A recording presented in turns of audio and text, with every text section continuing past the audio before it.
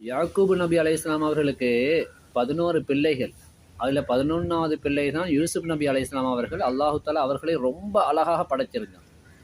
அவங்க மேல யாக்கூப் அலைஹிஸ்ஸலாம் அவர்கள் ரொம்ப பாசமாக இருந்தாங்க. இதனால் மற்ற சகோதரர்கள் 10 பேரும் பொறாமப்பட்டு தம்பி எப்படியாவது இல்லாமலாக்க வேண்டும் என்பதற்காக யாக்கூப் அலைஹிஸ்ஸலாம் அவரிடத்தில் மிகுந்த அதாவது ஒரு அனுமதியை கேட்டு அவங்கள விளையாட கூட்டிட்டு போகிறாங்க. ஆனால் யாக்கூப் அலைஹிஸ்ஸலாம் அவர்களுக்கு விருப்பமே இல்லை. இருந்தாலும் இவர்கள் வற்புறுத்தி கேட்டனால அனுப்பினாங்க.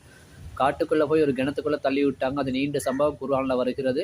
பிறகு யூசுப் நபி அலைஹிஸ்ஸலாம் அவர்கள் கிணத்துக்குள்ளே விழுந்த அந்த குழந்தையை பிரயாண கூட்டம் கொண்டு வந்து அது அப்படியே அவங்கள அந்த குழந்தையை தூக்கிட்டு போயிட்டாங்க.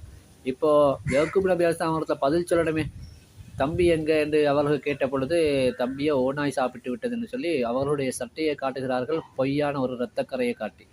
இதனால் யாக்கூப் அலைஹிஸ்ஸலாம் அவர்கள் தன்னுடைய மகனை காணோமே என்று சொல்லி அழுது கொண்டே இருந்தார்கள் நீண்ட காலமாக. பல வருடங்களுக்கு பின்னால், அதாவது அவர்கள் எல்லாம் பெரிய ஆளாகி யூசுப் நபி அலைஹிஸ்ஸலாம் அவங்க கூட ஒரு அரசருடைய மாளிகையில் அமைச்சராக இருக்கிற காலத்தில் இந்த 10 பேரும் போய் அவங்கள்ட்ட போய் மன்னிப்பு கேட்டாங்க. தன்னை மன்னிச்சிடணும் அப்படின்னு சொல்லி 10 பேருமே மன்னிப்பு கேட்டாங்க. அப்போ வாப்பாவுடைய நிலைமை என்ன, யாக்கூப் நபி அலைஹிஸ்ஸலாமுடைய நிலைமை என்ன என்று யூசுப் நபி அலைஹிஸ்ஸலாம் அவங்க கேட்க, வாப்பா அழுதழுதே கண் பார்வை போய்விட்டது என்றாங்க. அப்போ யூசுப் அலைஹிஸ்ஸலாம் அவர்கள் என்ன செய்தார்கள், தன்னுடைய சட்டையை கழட்டி இதை கொண்டு போய் என்னுடைய வாப்பாவுடைய முகத்திலே போடுங்க, பார்வை திரும்பி வரும்னாங்க. அப்போ அந்த சட்டையை அதே மாதிரி கொண்டு போய்த்து யாக்கூப் நபி அலைஹிஸ்ஸலாமுடைய முகத்திலே போடப்பட்டது. அல்லாஹ் குர்ஆனில் சொல்கிறான், ஃபர்தத்த பசீரா, பார்வை திரும்ப வந்து விட்டது. எப்படி வந்தது? நபிமார்களுடைய, அதாவது தன்னுடைய மகனார் யூசுப் நபி அலைஹிஸ்ஸலாம் அவர்களுடைய சட்டையின் மூலமாக தந்தை யாக்கூப் அலைஹிஸ்ஸலாம் அவர்களுக்கு பார்வை வந்தது. இப்போ புரியுதா? நபிமாரோட எந்த சம்பந்தப்பட்ட எந்த ஒரு பொருளாக இருந்தாலும் அதில் பரக்கத்து இருக்குது.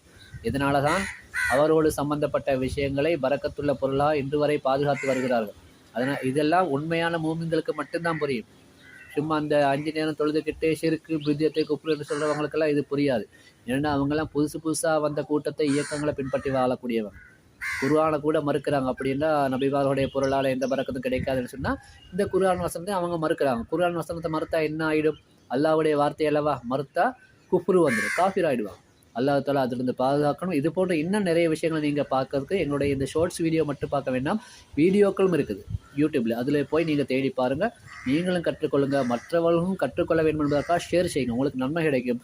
அதே போல் உங்களுடைய பிள்ளைகளுக்கும் இது போன்ற விஷயங்களை கற்றுக் கொடுங்கள். ஏன்னா இப்பொழுது நவீன காலத்தில் நிறைய பிள்ளைகள், நிறைய பேர்கள் இந்த மாதிரி விஷயங்களெல்லாம் பார்க்கவே மாட்டாங்க. எல்லாமே அவங்கெல்லாம் என்ன டிக்டாக், அதே போல் மற்ற சினிமா சம்மந்தப்பட்ட விஷயங்களை தான் பார்க்குறாங்க. உங்களுடைய பிள்ளைகளை இஸ்லாத்தின் அடிப்படையில் வளர்த்து கொள்ளுங்கள். இந்த மாதிரி வீடியோக்களை அவர்கள் காட்டுங்க. அஸ்ஸலாமு அலைக்கும் வரஹ்மத்துல்லாஹி வபரகாத்துஹு.